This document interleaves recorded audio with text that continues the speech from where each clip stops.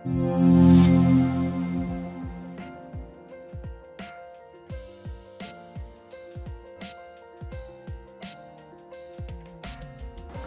Everyone, ఇవాళ గుత్తి వంకాయ కూర పల్లీలతో ఎలా చేయాలో చూద్దాం. నేను ఒక 5 వంకాయల్ని తీసుకుని, ఈ సైజు వంకాయల్ని తీసుకుని వాటిని ఇలా కట్ చేసుకున్నాను. దాన్ని నీళ్ళలో నానబెట్టాను. దీనిలో కావాల్సిన ఇంగ్రీడియంట్స్: ధనియాలు 1.5 టేబుల్ స్పూన్, గుప్పెడు ఎండు కొబ్బరి కానీ పచ్చి కొబ్బరి. ఇక్కడైతే పచ్చి కొబ్బరి తీసుకున్నాను. పచ్చి కొబ్బరిని ఇలా ముక్కలు చేశాను. తర్వాత గ్రైండ్ చేద్దాం. ఆవాలు, జీలకర్ర 1/4 స్పూన్, పల్లీలు ధనియాలు ఒకటే క్వాంటిటీ తీసుకోవాలి. గార్లిక్ ఒక 5 నుంచి 8 వరకు, ఎండుమిర్చి 10, కారం ఎక్కువ కావాలంటే కొన్ని ఎక్కువ తీసుకోవచ్చు. 1 టేబుల్ స్పూన్ మినపప్పు, 1 టేబుల్ స్పూన్ శనగపప్పు, కావలసినంత ఉప్పు.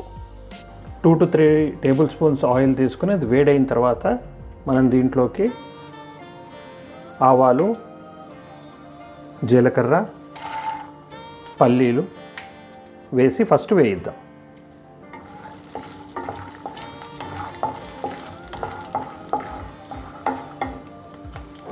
పల్లీలు కొన్ని వేగిన తర్వాత దీంట్లోకి శనగపప్పు, మినపప్పు, ఎండుమిర్చి, ధనియాలు, మనం తీసుకున్న గార్లిక్ వేసి ఒక 1 మినిట్ దీన్ని దూరగా వేయిద్దాం.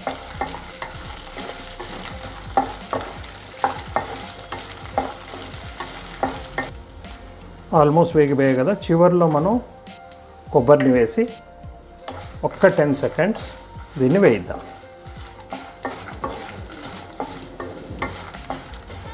ఇప్పుడు దీన్ని మనం గ్రైండ్ చేద్దాం. గ్రైండ్ చేసే ముందర దీంట్లోకి మనం సాల్ట్ యాడ్ చేద్దాం.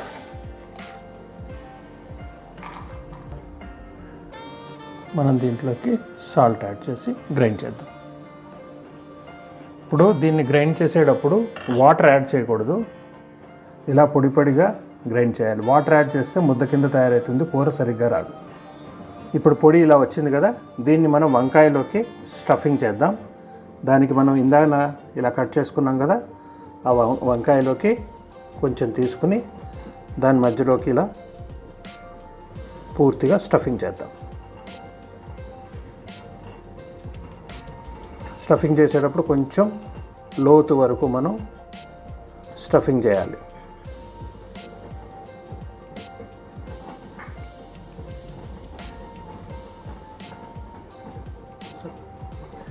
ఇలా అన్ని వంకాయలకి మనం స్టఫింగ్ చేసి ఆ తర్వాత ఫ్రై చేద్దాం.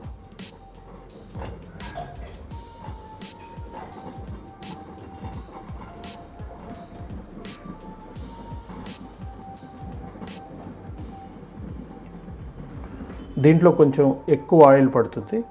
నేను 3 to 4 టేబుల్ స్పూన్స్ ఆయిల్ తీసుకుని దీంట్లోకి మనం స్టఫింగ్ చేసుకున్న వంకాయల్ని ఇలా వేసేద్దాం.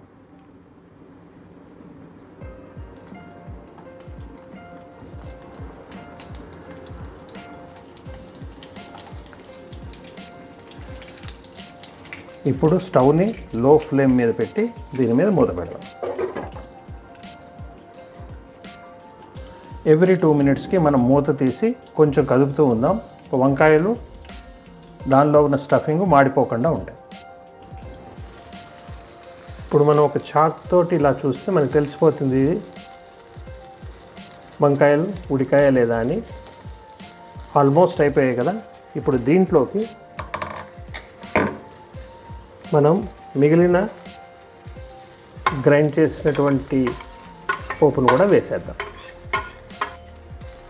ఒక్కసారి ఇలా కలిపేసి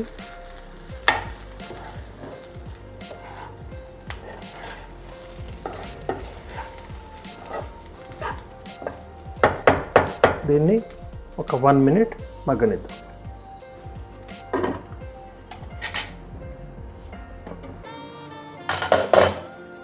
ఇప్పుడు కూర అయిపోయింది. దీన్ని మనం వేడన్నలో తింటే చాలా బాగుంటుంది.